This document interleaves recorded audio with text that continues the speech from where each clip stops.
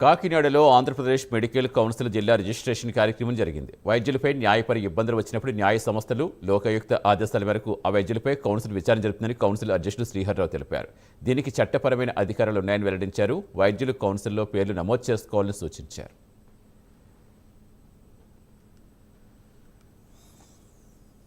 ప్రత్యేక అభిమానం నాయకులందరూ కానీ అంత యూనిటీ చూసారు. మీరు ఇప్పుడే అంత యూనిటీ ఉంటారు.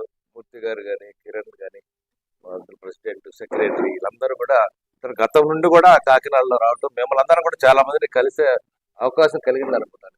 గతంలో కూడా నేను ఇక్కడ ప్రెస్ మీట్ లో మా ఎంఏ ద్వారా వాళ్ళు ఆర్ఐసి కానీ కార్యక్రమాలు వచ్చినప్పుడు మిమ్మల్ని కలిసే అదృష్టం కలిగింది. ఈ రోజు ఒక మంచి కార్యక్రమంలో భాగంగా ఇక్కడ పాల్గొనడం చాలా ఆనందదాయకం.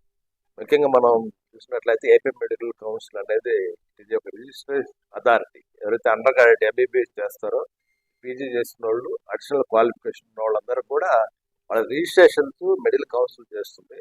అదేవిధంగా ఇట్ ఈజ్ రెగ్యులేటర్ అథారిటీ. మనకైతే మెడికల్ ప్రొఫెషన్స్ లో ఉన్న వాళ్ళు ఎవరైనా ప్రాబ్లమ్స్ ఉన్నా, పేషెంట్స్ ప్రాబ్లం ఉన్నా, ఏదైనా కంప్లైంట్ వస్తే అది గవర్నమెంట్ కావచ్చు, లోకాయుక్త కావచ్చు, హ్యూమన్ రైట్ కమిషన్స్ కావచ్చు, మహిళా కమిషన్స్ కావచ్చు, ఏపీ హైకోర్ట్స్ ఉన్న కూడా కేసులు ఉన్నా కూడా ఫైనల్ గా ఎన్ఎంసీ నుండి ఇవన్నీ కూడా ఏదైనా కంప్లైంట్ డాక్టర్ మీద వస్తే అది మాకు రెఫర్ చేస్తారు. ఆ రెఫర్ చేసిన కేసెస్ ని మాకు ఎథిక్స్ కమిటీ ద్వారా వాళ్ళకి పనిష్మెంట్ ఇవ్వటం, ఏదైనా డిగ్రీ వాళ్ళది కొన్ని రోజులు డిగ్రీని నిలుపుదల చేయడం, లేదా పూర్తి వాళ్ళు రిజిస్ట్రేషన్ తొలగించడం కూడా జరుగుతుంది. వాళ్ళు చేసేటువంటి వాళ్ళ మీద కంప్లైంట్, దాని మీద వచ్చిన నిర్ణయం బట్టి మేము అది చేసేటువంటి బాడీనే ఏపీ మెడికల్ కౌన్సిల్.